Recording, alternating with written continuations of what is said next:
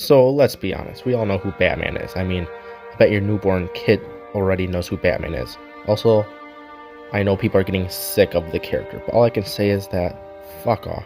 Give me all the Batman content. I mean, I'm a Batman whore. Give it all to me. Because Batman is the best DC character because you can relate to him the most. Yeah, he's rich, can't relate to that, but we can relate to grief, pain, guilt, not giving up, even when you think the pain will never stop. Holy shit, guys, sorry for my therapy session. But that's what makes Bruce Wayne such a compelling character, is he's a hurt kid that really never got over his parents' death. And to make him live on and forget about that night that traumatized him, he dresses up as a bat and fights criminals. He may be beaten to the brink of death, but it doesn't matter because he will never give up. He knows the people of Gotham are safe. Yeah, there's been a lot of Batman movies that are mostly great. Still, the normal general audience will get sick of them, so you gotta do something fresh, something different, and I'll say it, unique. So Matt Reeves had the hardest decision with his film career. Make Batman relevant again.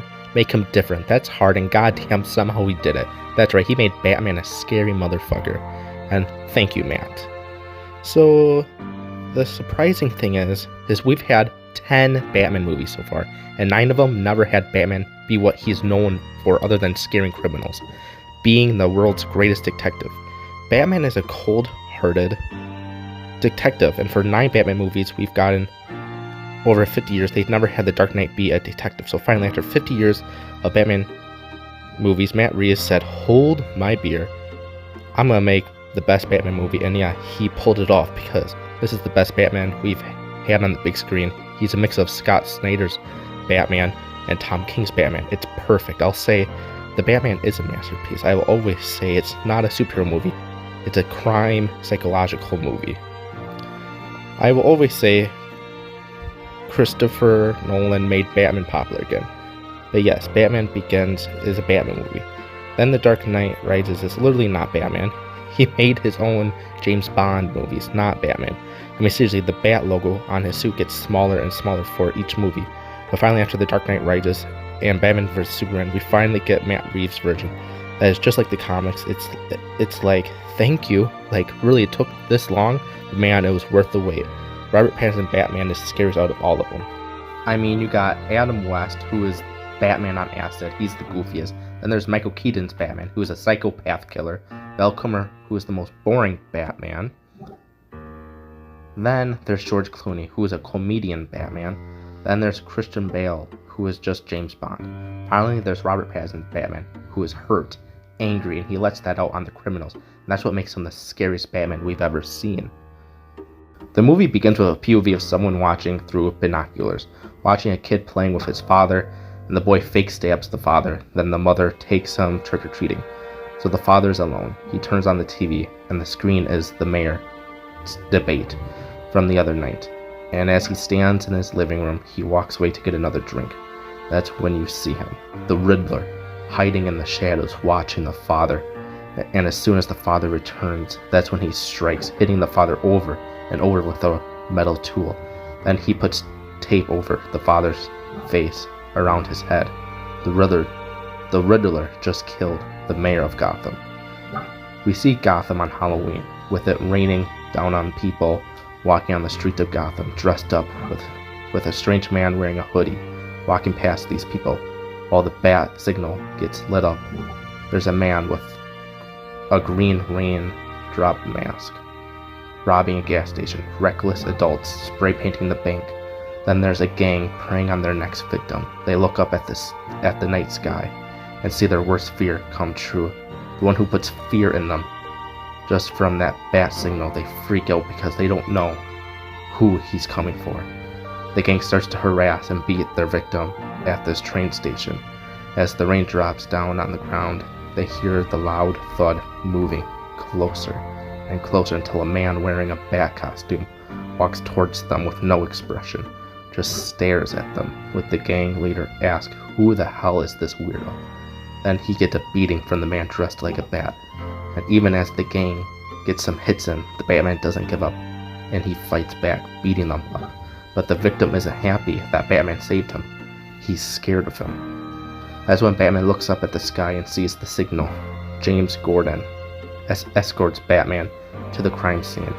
The other cops look at him with disgust, curiosity, and anger.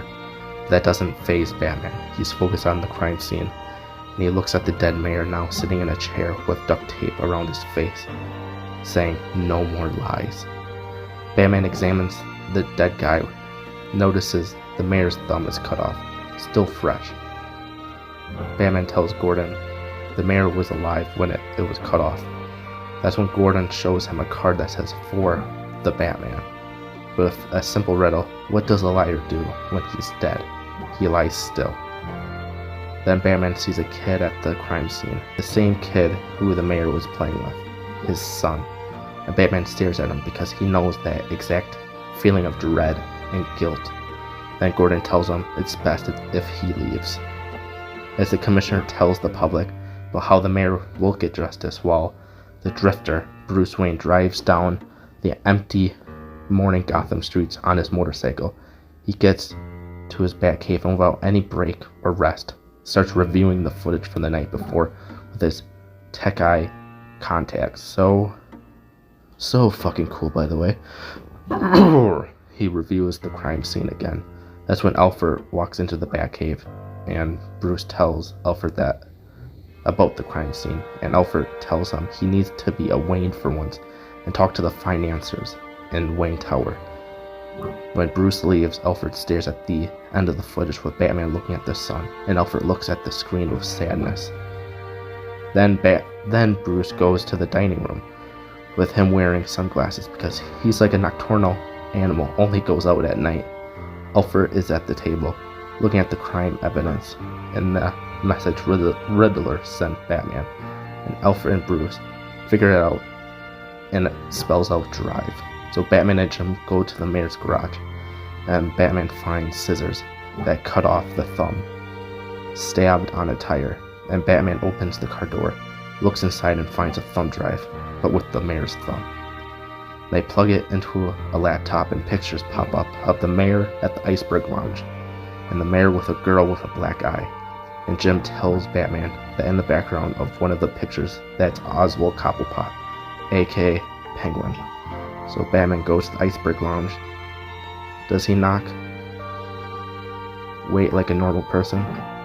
Fuck no. He's Batman. He fights the guards and gets in. He fights the guards that get in his way until he almost attacked Oz. So Oz listens to Batman questioning, even if he acts scummy about it. Then Selina Kyle enters the room, picking up drugs from the Penguin, and Batman notices Selina looking concerned at the photo of the mayor and the girl with the black eye. So Bruce takes off the bat suit and puts on his drifter outfit, and he gets on his motorcycle and follows Selina to her apartment. And on a rooftop he watches Selina in her apartment. Creepy? Yeah, but I mean, his parents were murdered right in front of him. But he sees Selina lives with the girl with the black eye, and she must say something to Selina, pretty serious, that Selina puts on her Catwoman costume and jumps out of her apartment.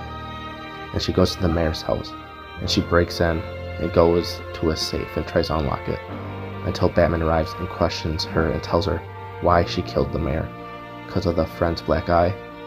She denies it, and they have a little fight that, can't lie, has sweet sexual tension. I mean, come on, look at that screen.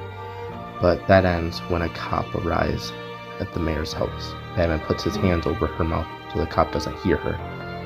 Batman is at Selina's apartment, and he asks her about her friend with the black eye and why Selina is working at the Iceberg Lounge. Then the questioning gets interrupted when Selina's TV is on with the news, and it shows footage of Riddler's next victim, the police commissioner. And I can't lie, I was thinking, how the hell did Riddler get this big guy in this mousetrap? But yes, the footage shows the Riddler filming the commissioner terrified and begging to let him go, and he's in this mousetrap that's over his head, and the Riddler tells him and yells at him about the corruption and lies. So Batman is at the morgue when with Jim Gordon, and Batman examines the commissioner's dead body. And Gordon shows Batman another card for him from the Riddler. So Batman has Selina wear his tech camera contact lenses. As she goes to the Iceberg Lounge, Batman watches through her eyes. As she walks through the club, she passes a group of guys chatting with the girls that work there. Batman tells her to go back so he can see who these people are. She doesn't want to, but she goes back. And Batman says that one of those guys is a district attorney. So Batman tells her to talk to him so he can get some answers. So she flirts with the attorney, and he's a simp and falls for her. Anyone would fall for Zoe Kravitz. Seriously. So the attorney tells her about how scary this killer is, that he's killing off big people in Gotham, and that there's a rat in the mob that told them information to get rid of the big mobster. So the attorney leaves the club, and he goes to his car where the Riddler was hiding to talk. Talk about commitment, goddamn. And as he hits the attorney on the head with a weapon, knocking the attorney out, he puts something over the attorney. So Bruce Wayne is down at the Batcave, and he has a suit on. And Alfred asks if Gotham will finally see Bruce Wayne, and Bruce tells him that he's only going to the mayor's funeral to see if the killer will be there. It's a great scene. It's a great scene because of the bond Bruce and Alfred has. Or Alfred asks where the Wayne pin is, and Bruce tells him he lost it, and Alfred says, "Here, take mine." And Bruce tells him and jokes, "Aren't you a Wayne?" So Bruce arrives at the funeral, and all the cameras go to him because he's a Wayne. So Bruce walks up to the stairs towards Carmine Falcone because he thought the girl with Falcone was Selina, but nah, just an average white girl. We get a cool Easter egg directly from Long Halloween graphic novel where Falcone tells Penguin, who is a part of Falcone's mob group, that Bruce Wayne's father, Thomas, saved him once from a bullet wound, and that's when he knew he could trust the Waynes.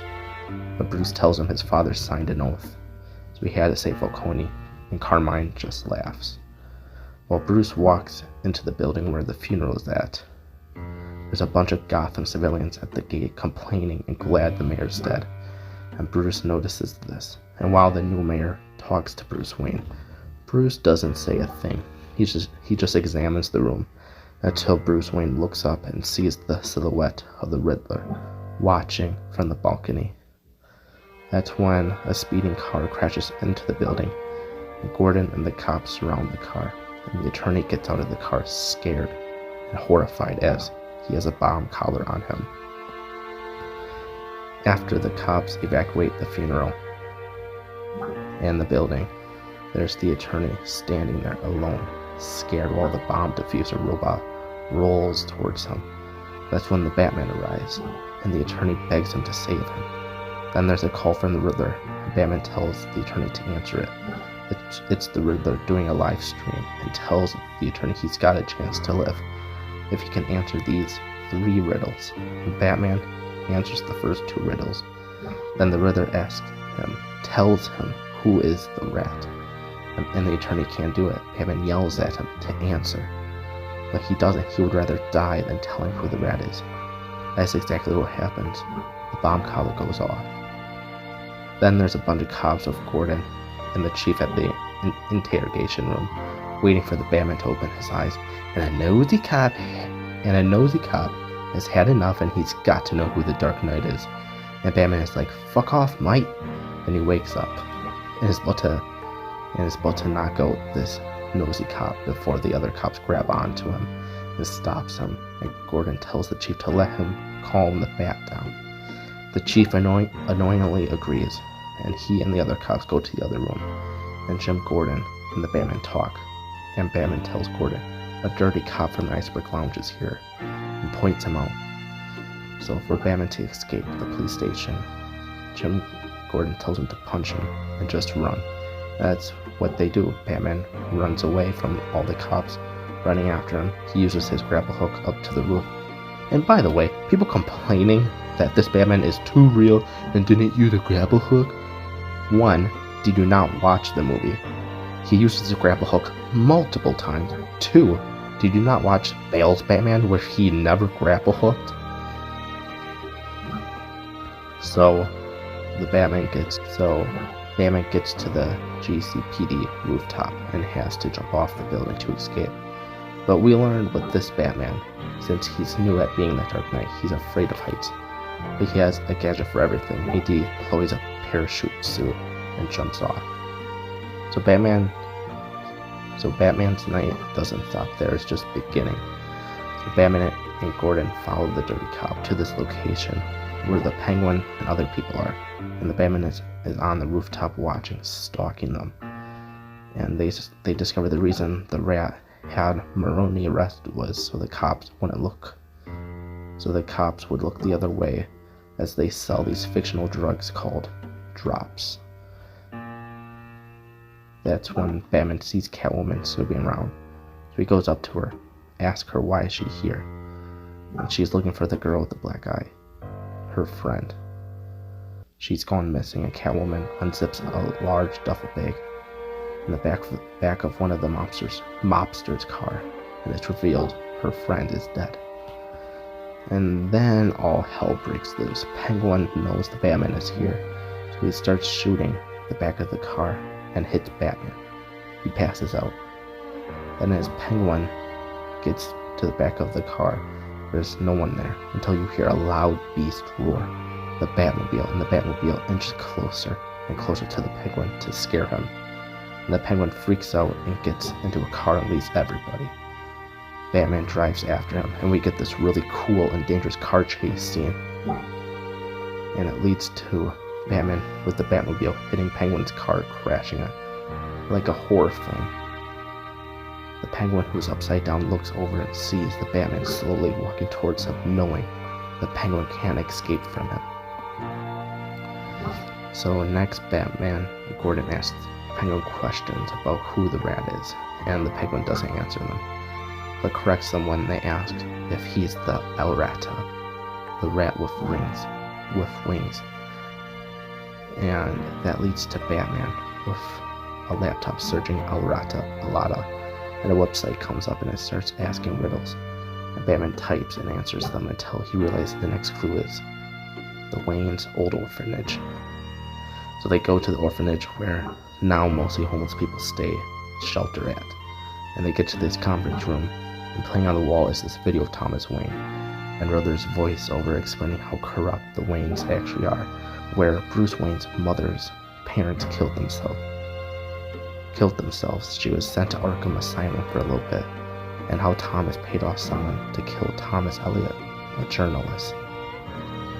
And Batman is gone, leaving Gordon behind, and is in the Batmobile driving super fast to get back to Wayne Manor, because Riddler's next victim is Bruce Wayne.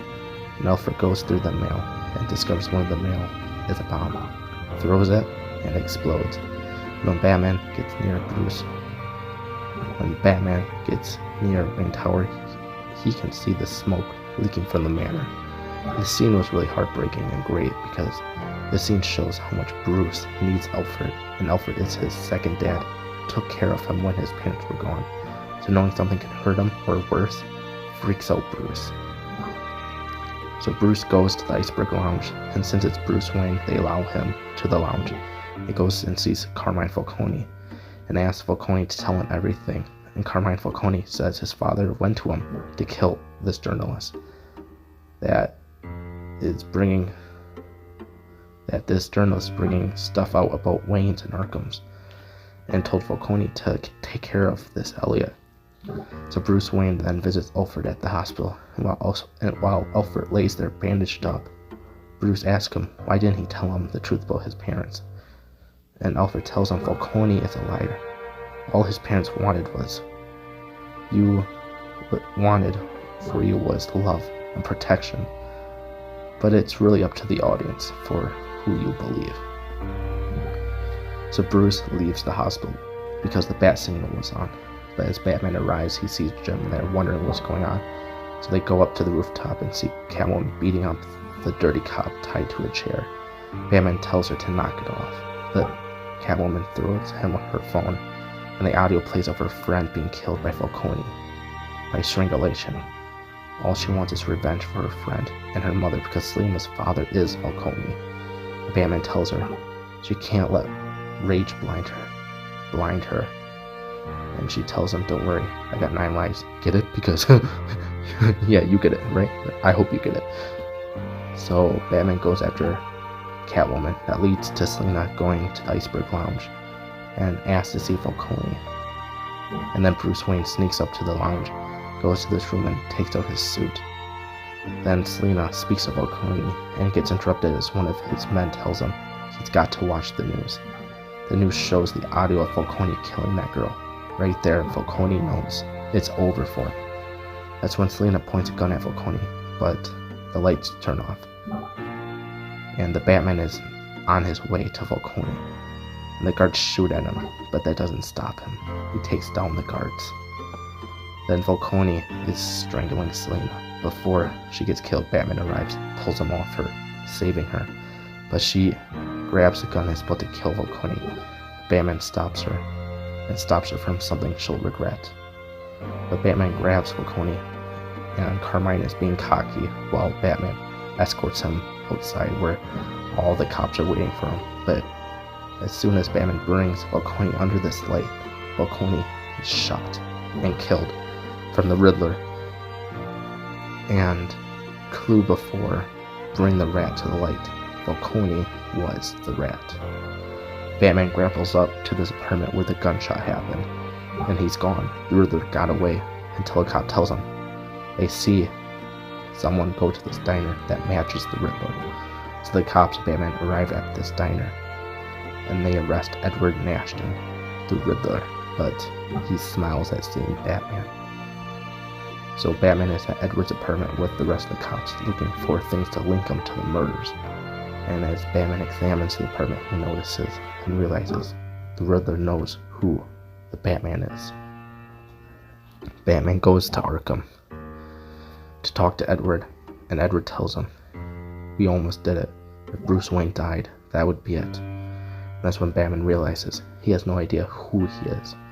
So Batman asks him why, and Edward tells him Batman is the reason why he did this. Batman inspired him to get rid of the corrupt, but did it more graphically. Batman tells him he's nothing like Edward, and this hurts Edward because Batman is his idol. So Batman goes back to Edward's apartment to figure out why Edward wanted to be caught. And he finds videos of Edward talking to his fans online, telling them his plans and how when he gets caught, it's up to them to finish the plan. This is really scary because this actually happens in real life with the Charles Manson murders. Richard Ramirez, who, when he was in court, when he was going to court, had female fans who adored him. More recently with the January 6th insurrection. So it does happen. So Edward tells them about the bombs he planted near the water wall. And as soon as Batman watches the video, boom, the bombs go off. Gotham starts to get flooded, harming or killing people. Gordon knows that evacuating the city would be doom for the civilians. So no time to think, he orders the cops to let the civilians into their own version of Madison Square Garden. And the mayor is there telling people it's going to be alright. And up closer to the ceiling is a platform that holds the lights. And Riddler followers are there with snipers. One of them shoots at the mayor, not killing her, hitting her in the arm. Then there's an explosion happens on the ceiling and Batman flies down, attacking the followers. And Gordon Catwoman notices the Batman is struggling, so Catwoman finds a way up to the ceiling and attacks one of the followers that was on Batman. And she goes over to Batman and sees if he's okay, gives him a kiss. But that damn follower had to ruin such a sweet moment because he grabs Catwoman and is on her and about to stab her. When Batman sees this, he freaks out, puts some adrenaline in him, and he goes ham on the attacker as Catwoman watches in horror. And Gordon gets up there, and the Batman, and gets Batman off this beaten follower. Gordon asks if Batman's alright. That's when the follower says, "I'm vengeance." Says, "I'm vengeance," something Batman would say. And that's when it hits Batman. He became the Dark Knight to protect people from evil. Instead, right now, he's created his own villains. So Batman tries saving people from the flooded building, but they're scared of him until the son of the deceased mayor trusts Batman, grabs his hands, and pulls him out of the water. That's when people allow Batman to help them. And Batman realizes he's had it wrong the whole time. That yes, being Batman will protect people, but giving them hope can make people better, make Gotham a better place. That's why this is my favorite Batman movie. Sorry for that voice. My throat actually hurts from doing that voice, so I'm gonna talk normal now. I just wanted to be edgy and stuff. But that's why this is my favorite Batman, and why this is one of my favorite movies of all time, because Matt Reeves got Batman right. And this Batman, this Bruce Wayne, never got over the grief of the death of his parents. So he became Batman to protect Gotham from thugs, bad people, to have his parents' legacy live on with him protecting Gotham, but he's alone. He wants to be alone because he doesn't want people getting close to him to get hurt or killed. But that's when he met Selina, finally opened up. He cares for her. She cares for him. He's not alone anymore. And that's just the beginning.